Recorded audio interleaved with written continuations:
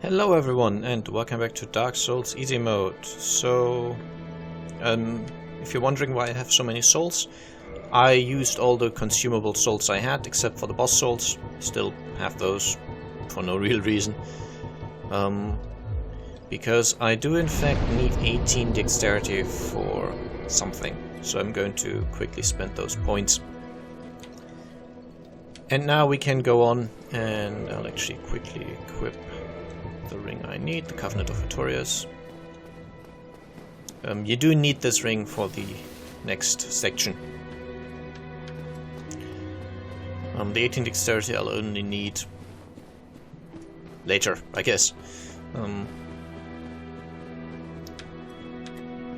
We're about to go face off against the four kings, who were the kings of New Londo, and they also fell to the corrupting influence of the Abyss. And to fight them, we need to actually go into the Abyss, and in order to be able to go into the Abyss proper, we need this ring. It enables us to walk across the Abyss without being consumed by it.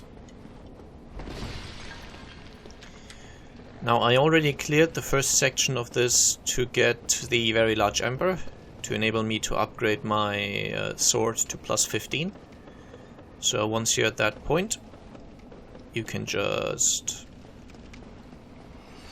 run through here. I think I've shown you this on my farming video already, but yeah, you can just jump down here.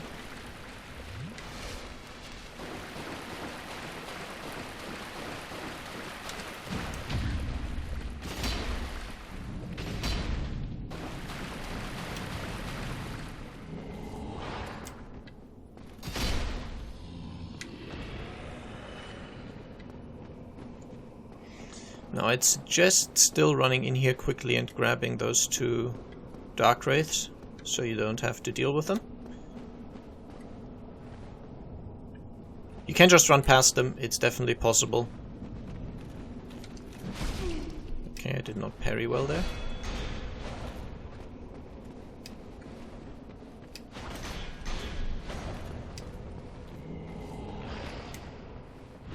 There you go. Next snap for the win.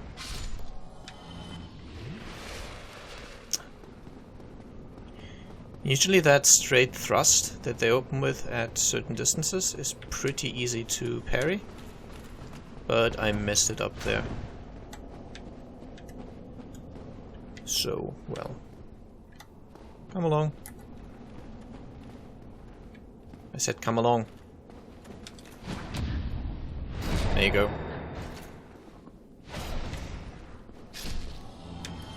Okay. And then to make it to the boss fight, you can just run past here. There's a few ghosts that will come down, but yeah, it's fine. They can't actually enter this boss fight. However, I would recommend getting away from the fog gate because they have a decent range on their attacks and they can attack through it. They just can't move through it. So as soon as you're a little down the way, you're just fine. Now, this is a spiral staircase. It's fairly long and leads down. You can just drop off this platform here.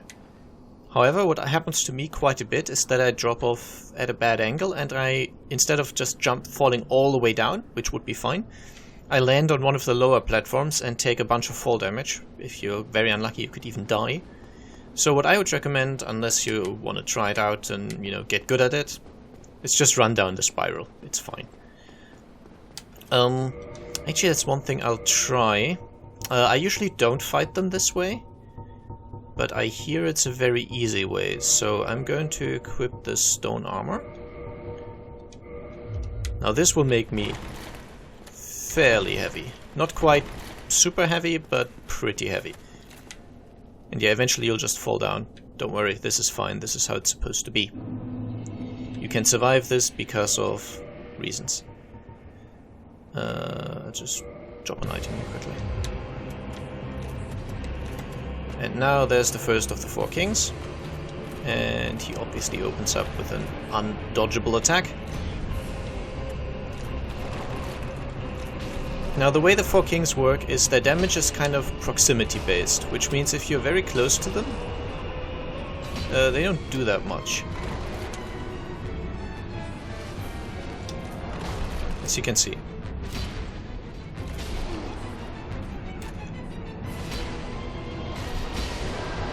And another thing you can do is, after you've killed one, you can keep attacking for a bit.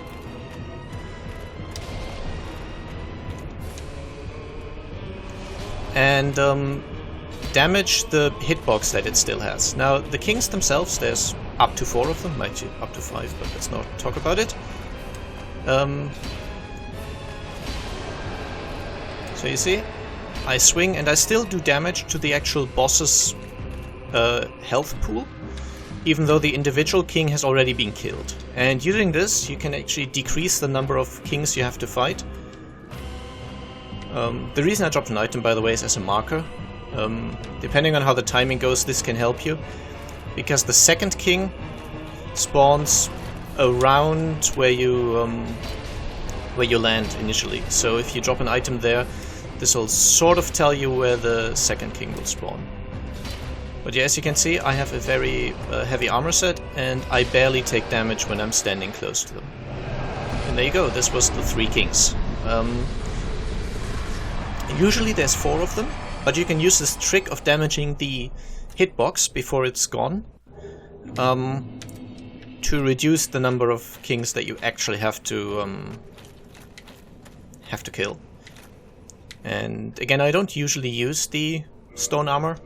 I usually use my standard light armor, whatever it happens to be, and just dodge roll their attacks. But as you saw, I paid no attention to dodging at all. I just stood there and basically spammed R1. And whenever my health dropped too low, I just took a sip of Estus, and I was just fine. So this will definitely work for you as well. Their attacks do a lot more damage if you're at a distance, but if you're right in their face, their physical attacks do barely any damage. So that makes it very very easy to deal with them. Now,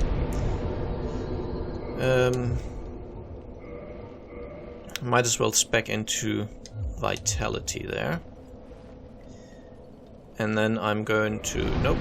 Damn it. I wanted to warp. Warp to Firelink Shrine. Now, I can finish the game at this point. And there isn't really any useful tricks I can still show you for the remaining fights. I skipped 2 bosses in Izalith, but there isn't really any trick to those.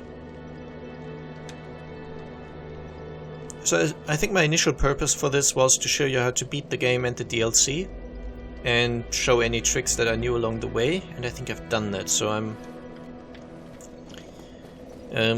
actually going to go ahead and finish the game now. Is it? So we're going to tell him to warp. Very well, then. And he will drop us off down here in Firelink Altar. And now I can offer the souls to the Lord Vessel. This means giving the Lord Vessel the 4 of the big souls that we found. We get a nice little cutscene.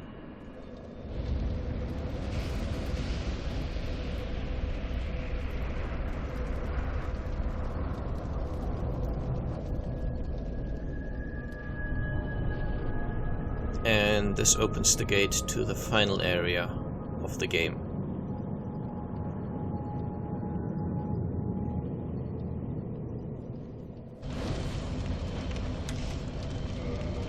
Okay, and I will replace this with the... where are you? With the Hornet Ring. This boosts critical attacks, which means backstabs and riposts. And once you've given all the Lord Souls to the Lord Vessel, it serves as a bonfire, and it gives you 20 Estus Flasks without kindling it or anything. So, this means you definitely have the maximum amount of healing items for the final area. The Kiln of the First Flame. There are, I think, 1, 2, 3, 4, 5 enemies in this area. And the boss, of course.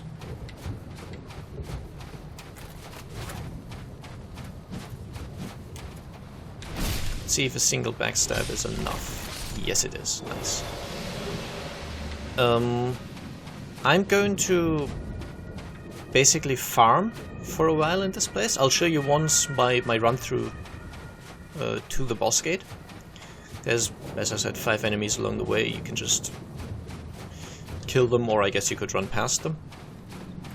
This guy here is pretty dangerous because he has a Black Knight Greatsword, which is devastating and not easy to block, especially not with a fairly light shield like the one I'm using. These Black Knights are guaranteed to drop certain chunks. So if you still need any of the chunks, you can farm them here. You get the standard chunks, white, blue and red chunks. I think there's 1 enemy each for the color chunks and 2 enemies dropping the standard chunks, the just Titanite chunks.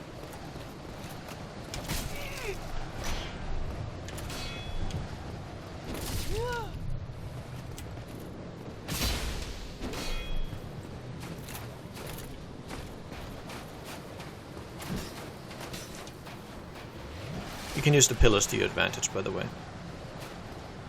And another thing that happens a lot with this particular knight is that his AI just completely stops. So you will see this more than once. I just moved behind the pillar to get a heal off, and he just kind of got very confused and just stopped working. Eventually they'll unglitch if you move close to them, but if you don't, they'll stand there forever. It is pretty funny. Okay, he drops a great chunk as well. Then there's this one corpse here where you can find the Black Knight armor. It's decently heavy and not particularly powerful. I mean, obviously it looks cool, but it has fairly good fire defense, but lacks lightning defense, from what I recall. Yeah. And it's sort of quite heavy. Not quite as heavy as the stone armor, but still very heavy. Yeah. The only reason to wear it really is if you like the looks of it and you want to wear it. Actually, there's one thing I wanted to check. I've got enough time in the video anyway. There is an NPC you can summon for the final boss fight, which makes it a good chunk easier. And I wanted to check if I have met the requirement. I don't think I did. I may need to talk to an NPC in a certain spot. So this might not be the last video yet, actually. Yeah, I'm certain it won't be.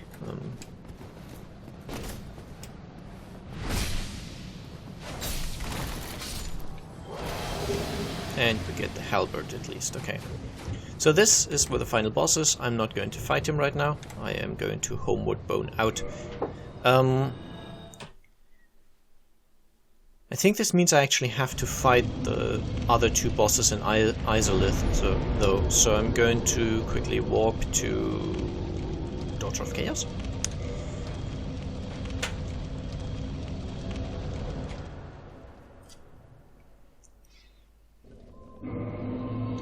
You can only get this NPC, or at least I don't think there's any other way.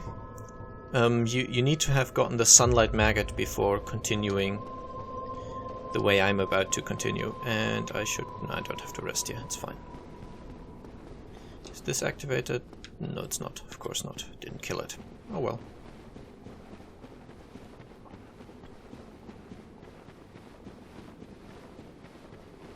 So I am going to rest at this bonfire here.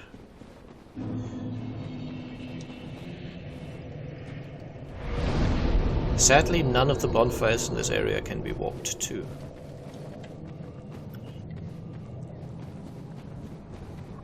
This is actually one of the things I think they improved in the Dark Souls 2, because every bonfire is a warp location there. Now it makes sense that you couldn't warp couldn't warp away from certain bonfires. Otherwise, the prison section in in Duke's Archives would be pretty dumb. But I still think they should have made it possible to... Okay, let's see if I can do this.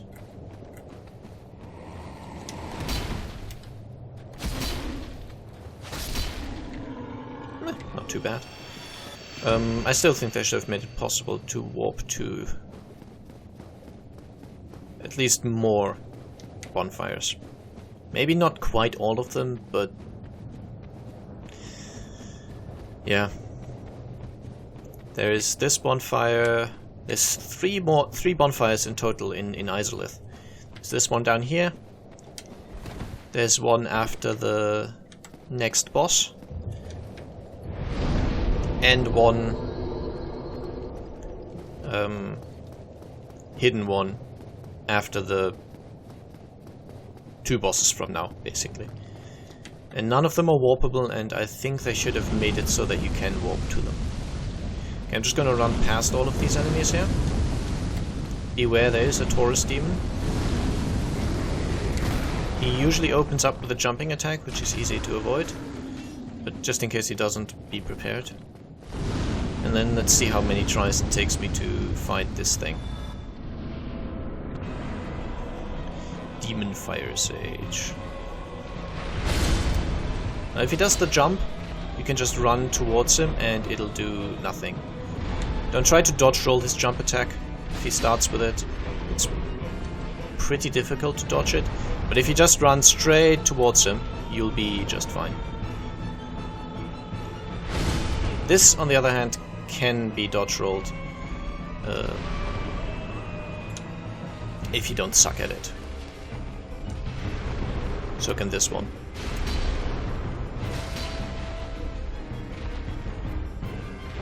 Now he also has the same or a similar moveset to the Asylum Demon.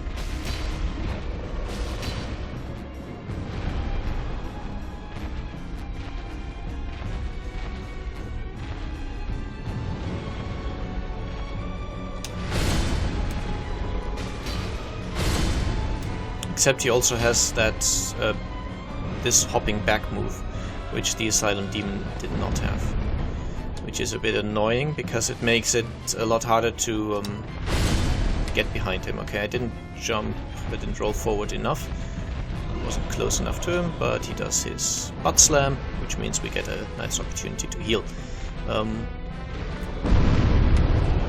Wow, that still hit me, cool.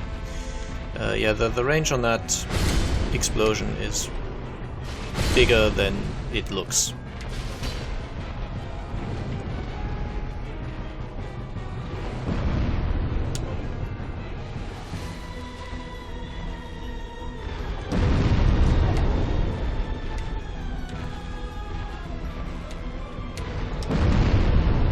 Well, I got away this time. Okay, one more attack, we should be okay. There we go, that's Demon Firesage. Again, there's no easy way for this boss, or at least no trick, but then it's not a very difficult boss in the first place, so you should really be fine. After that, you can just move down here and grab this bonfire.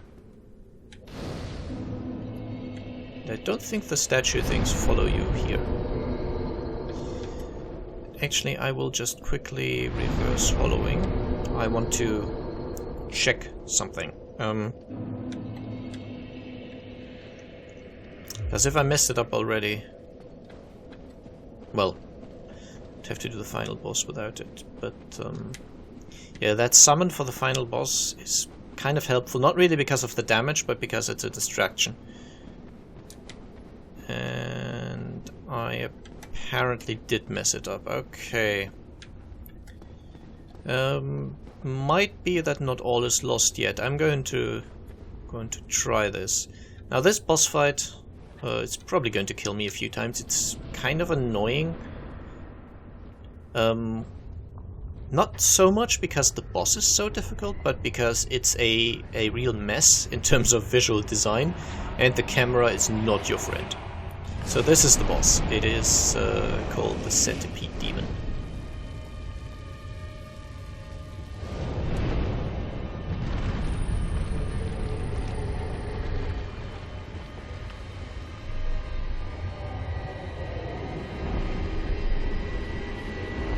And in case you're a pyromancer, be aware this thing is entirely, completely immune to fire damage. And there's multiple places to fight it. I would suggest the one I always found the easiest is this one. So you run back here. And then nothing to do but to wait. He has a long range attack, which he's going to use a few times probably. Or not. Yeah, he does. That's the one. You can't punish it, at least not with a weapon this slow. But eventually he'll just come closer and you'll be able to get to him. The reason you want to fight him here, or the reason this is a good place, is because you've got a fairly large open space where you can walk as well, because it's not covered in lava. Or I guess magma, because we're still underground? I don't care.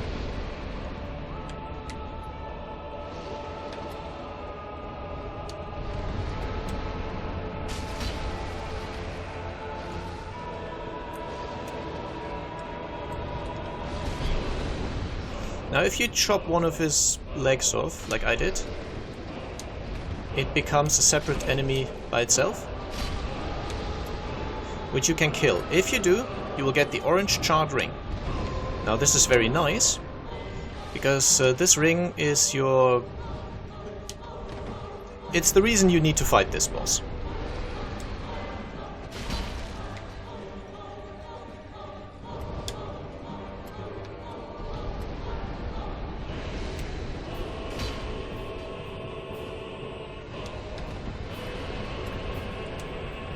And perhaps you can see why this boss is so annoying.